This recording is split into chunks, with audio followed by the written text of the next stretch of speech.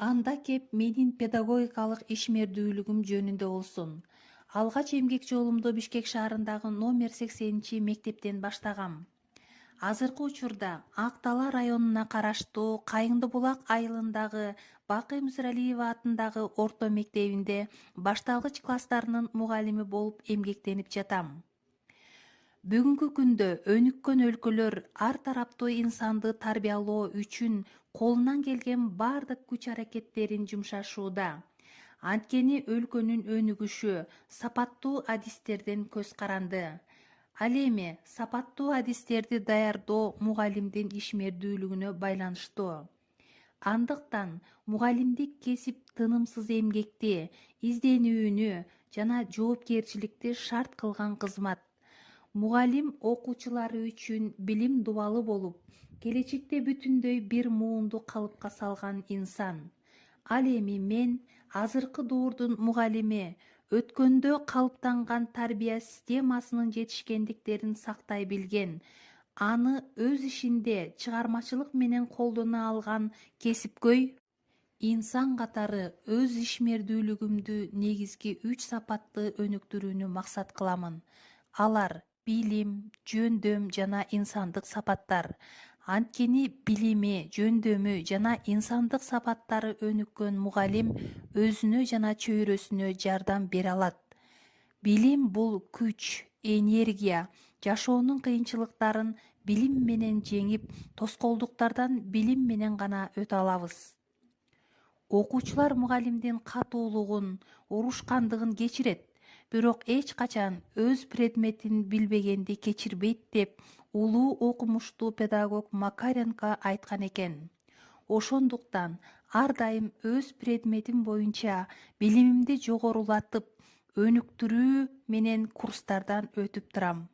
Мындан сырткары, башталгыч класстарынын окуу жөндөмүн күчөтүү боюнча USAIDтин «Келгиле окуйбуз» долбоору Кыргыз Республикасынын Билим берүү жана Илим министрлиги менен биргеликте 1-4 класстардын окуучуларынын базалык окуу көндүмдөрүн өнүктүрүү максатында USAIDтин «Бирге окуйбуз» долбоорунун жетишкендиктерин улантып, бекемдөө максатында квалификациямды жогорулаттым.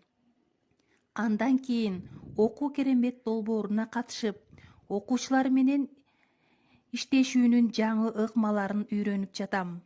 Окуу керемет буга чейинки ишке ашырылган сапаттуу билим, бирге окуйбуз, келгиле окуйбуз жана билим берүү үчүн азыктануу жана балдар тамак аш азыктары долбоорлорунан кийин ишке ашырылууда.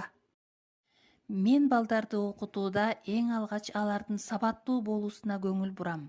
Сабаттуулук бул күнүмдүк жашоонун негизи, өзөгү жана окуучу башталгыч мектепте калыптандырган эң маанилүү көндүм деп ойлойм. Сабаттуулук бардык мектеп предметтерин тил, математика, мекен таануу, көркөм өнөр, музыка жана башкаларды окуп үйрөнүү үчүн жана кийинки деңгээлде окутууда ийгиликке жетишүү үчүн чечүүчү мааниге ээ. Окуу керемет долбоору окутуунун сапатын жогорулатууга, окуучулардын мүмкүнчүлүктөрүн кеңейтүүгө, аларды окуу процессине тартууга багытталган. Андан кийин методика боюнча билимим. Метод бул ыкма, башкача айтканда, аныкталган максатка жетүү үчүн мугалим менен окуучунун биргелешкен иш-аракети, окутуунун бир канча ыкмаларын өздөштүрүү менен окуучуларга аңгеме сабак, аралаш сабак, оюн сабак, жомок сабак, таймаш сабактарды максаттуу өтүп келем. Ошондой эле өзүмдүн педагогикалык ишмердүүлүгүмдө көбүнчө интерактивдүү окутуу ыкмаларды колдонгонго аракет жасайм. Анткени бул окутуунун ыкмасы менен мугалим менен окуучунун, окуучу менен окуучунун ортосунда байланыш болуп, билимдин натыйжалуу болушуна шарт түзөт деп айта алам. Ошол эле учурда окуучу куш сыяктуу. Ата-эне анын бир канаты болсо, мугалим анын экинчи канаты болуп эсептелет.